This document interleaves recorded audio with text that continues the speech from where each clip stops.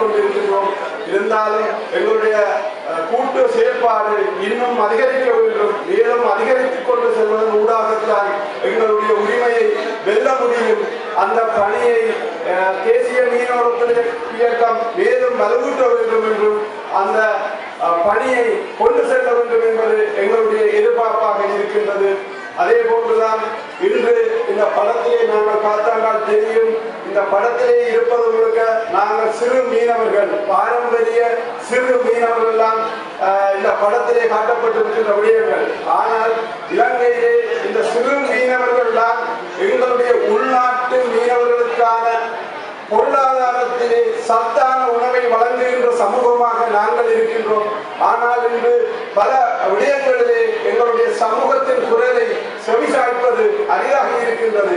நீங்கள் அறிந்து கொண்டால் தெரியும், 2015ஆம் ஆண்டு விலங்கு போசாக்கிலே இலங்கை மக்கள் 32% உண்டார்கள். ஆனால் 2018ஆம் ஆண்டு கணக்கெடுப்பிலே அது 18% குறைக்கப்பட்டிருக்கின்றது.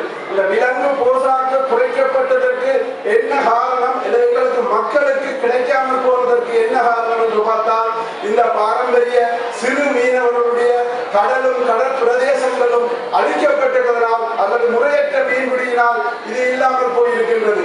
இன்று அரசாங்கம் அல்லது அதிகாரிகள் பெருமளவாக முதலீடு அல்லது அந்நிய செலாவணி நாட்டை வளர்க்கிறேன், பொருளாதாரத்தை கொண்டு வரேன் என்று எங்களை கடலையும் கடல் தொழிலையும் விட்டு அந்நியப்படுத்த ஒரு செயற்பாடுகள் எல்லாம் கடந்த காலங்களிலே நடைபெற்றிருக்கின்றது. ஆனால் இந்த காலங்களிலும் நடைபெறாமல் இருக்க வேண்டும். அதற்கு உதாரணமாக நாங்கள் சில விடயங்களை கூறுகின்றோம். இந்த தேசிய மீனவர் ஒத்துழைப்பு இயக்கம் என்பது பல பெண்கள் கட்டமைப்புகளை உருவாக்கி, பெண் தலைமைத்துவ குடும்பங்களை உருவாக்கி அவர்களை அடுத்த கட்டத்திற்கு வளர்க்கின்ற ஒரு முயற்சியை பெண்கள் அமைப்புகள் ஊடாக கடற்கொழில் கிராமங்களிலே அதனை செய்து வருகின்றார்கள். அது எதிர்காலத்திலே எங்களுடைய பெண்கள் தலைமை குடும்பங்கள் சுயமாக வாழக்கூடிய ஒரு நிலையையும், எங்களுடைய நாட்டிலே இருக்கிற பிரச்சனைகள் அல்லது பொருளாதார பிரச்சனையை பெண்களின் பங்களிப்பு அதிகமாக கொண்டு வருவதற்குரிய முயற்சியையும் இது வலுவூட்டுவதாக இருக்கின்றது. ஆனால் எங்களுடைய வடமாகாணத்தை பொறுத்தளவிலே அல்லது இலங்கையை பொறுத்தளவிலே இங்கு வந்திருக்கும் 17 மாவட்ட கடற்தொழிலாளர்களையும் நாங்கள் வடமாகாண கடற்தொழிலாளர் நிலையம் சார்பாக வேண்டுவது, தேசிய ரீதியிலே இன்று இலங்கை கடற்பகுதிக்குள் வெளிநாட்டு படகுகள் அத்துமீறி வந்து தொழிலிலே ஈடுபடுகின்றார்கள். எங்களுடைய வளத்தையும் வாழ்வாதாரத்தையும் அளிக்கின்றார்கள்.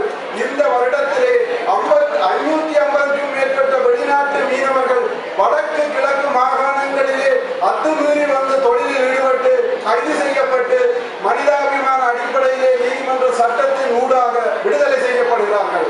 ஆனால் நாங்கள் எதிர்பார்க்கிறது, இது வடக்கு மாகாணத்துக்குரிய பிரச்சனை அல்ல, கிழக்கு மாகாணத்துக்குரிய பிரச்சனை இல்ல, ஒட்டுமொத்த நாட்டுக்குரிய பிரச்சனை. எங்களுடைய கடல் வளங்களை எந்த ஒரு வெளிநாட்டுக்கும் பங்கீடு செய்வதற்கோ அல்லது குத்தகை அடிப்படையில் வழங்குவதற்கோ இன்று இந்த மீனவ தினத்திலே இங்கு வந்திருக்கும் அனைத்து மீனவர்கள், மீனவ பெண்கள் நீங்கள் ஒத்துழைக்க வேண்டும். இந்த வெளிநாட்டு படகுகள் அல்லது இந்திய படகுகள் வந்து எமது பகுதியிலே தொழில் புரிவதற்கு தேசிய பிரச்சனையாக நீங்கள் அந்தந்த மாவட்டத்திலே குரல் கொடுத்து வந்தீர்கள். அப்போது இருந்தாலும் அதை கட்டுப்படுத்த எங்களாலும் உங்களாலும் முடியாமல் போவது இருந்தாலும் புறக்க இருக்கிற 2025ஆம் ஆண்டிலே அதனை மிக வீச்சோடு நாங்கள் கொண்டு வருவதற்கு அனைத்து மாவட்ட கடற்தொழிலாளர்களும் ஒன்றுபட வேண்டும். இதை தேசிய பிரச்சனையாக்க வேண்டும் என்ற ஒரு எதிர்பார்ப்பும், அதே போன்றுதான் நாங்கள் இன்றைய உலக மீனவர் தினத்திலே இந்திய அரசாங்கத்திற்கு அல்லது தமிழ்நாட்டு அரசியல் தலைவர்களுக்கு இந்த வடக்கு மாகாண கடற்தொழிலாளர் இணையம் சார்பாகவும் அல்லது இந்த தேசிய மீனவர் ஒத்துழைப்பு இயக்கத்தின் உலக மீனவர் தினத்திலே ஒரு அறைகூவலை நாங்கள் மீனவர் சார்பாக முன்வைக்க இருக்கின்றோம்.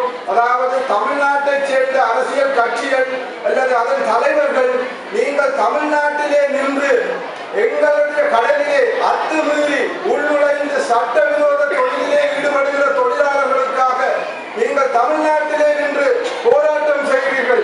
உங்களை அன்பாக அழைப்பு விடுக்கின்றோம். வடக்கு மாகாணத்தில் இலங்கை மீனவர்கள் சார்பாக நீங்கள் வடமாகாணத்திற்கு வருகை தர வேண்டும். வருகை தந்து எங்களுடைய கடைத்தொழிலாளர்கள் படுகிற வேதனையையும் துன்பத்தையும் எங்களுடைய இழப்புகளையும் வாழ்வாதாரத்தையும் பார்த்து நீங்கள் தமிழ்நாட்டிலே நின்று பேச வேண்டும். வெறுமனவே இது எங்களுடைய வாழ்வாதாரம் எங்களுடைய வளம் சார்ந்த தமிழ்நாட்டில் நீங்கள் அரசியலுக்காக வேண்டியும் அரசியல் இருப்புக்காக வேண்டியும் எங்களுடைய பிரச்சனை கையாளாது நீங்கள் வடமாகாணத்துக்கு வாருங்கள், வடமாகாணத்திலே நாங்கள் ஆதரவு தருகிறோம், நீங்கள் ஒவ்வொரு பிரதேசமாக சென்று இந்த பிரச்சனைக்கு முற்றுப்புள்ளி வைக்க வேண்டும் என்ற எதிர்பார்ப்பை இந்த உலக மீனவர் தினத்திலே தமிழ்நாட்டில் அரசியல் கட்சிகள் அத்தனைக்கு நாங்கள் விடுகின்றோம்.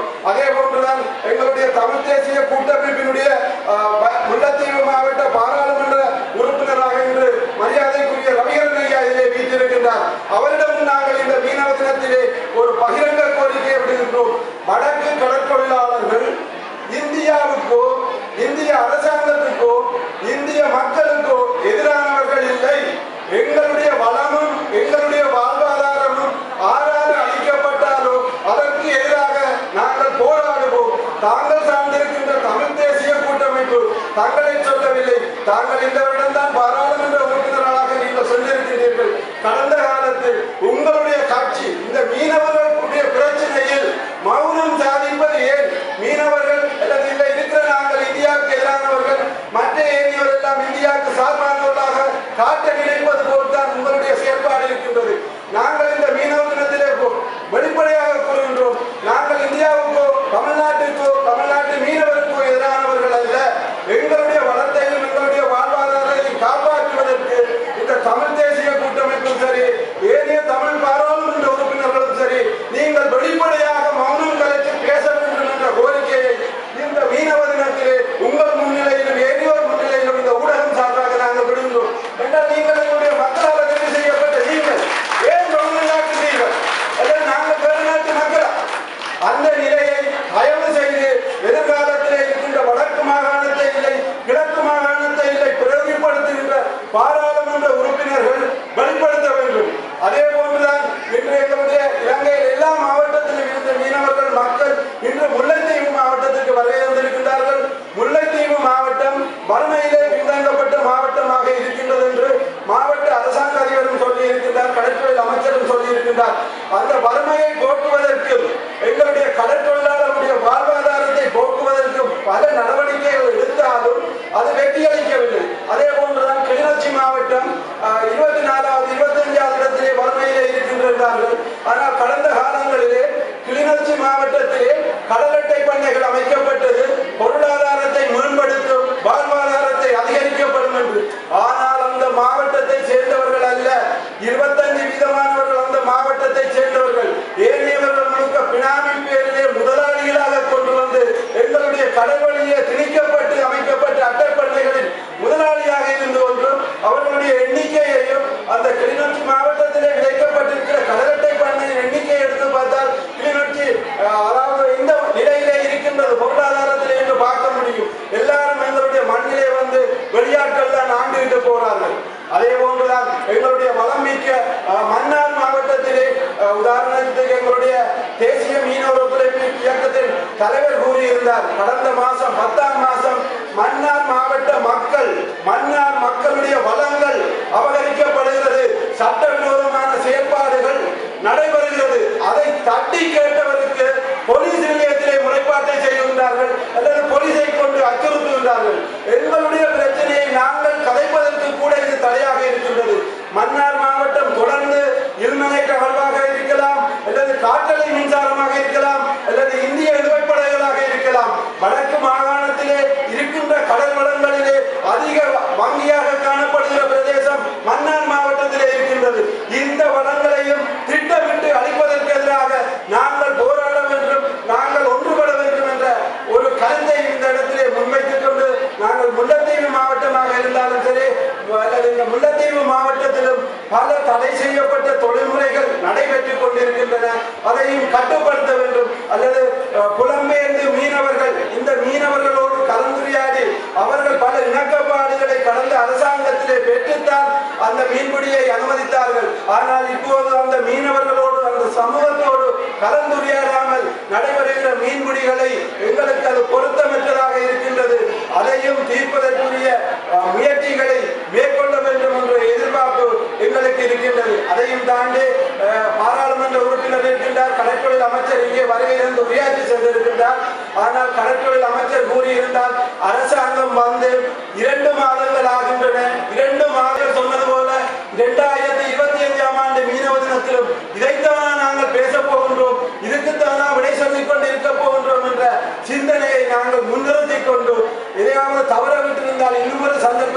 அந்த கருத்துக்களை நாங்கள் முன்வைக்கின்றோம். அதே போன்று இலங்கையிலே இருந்து வருகை தந்த அனைத்து மாவட்ட மீனவர்களுக்கும் மீனவ பெண்களுக்கும் நீங்கள் முல்லைத்தீவு மாவட்டத்திலே எங்களோடு இணைந்து கடந்த காலங்களிலே மன்னார் கிளிநொச்சி மாவட்டங்களிலே இந்த மீனவ தினங்கள் சிறப்பாக முன்னெடுக்கப்பட்டது.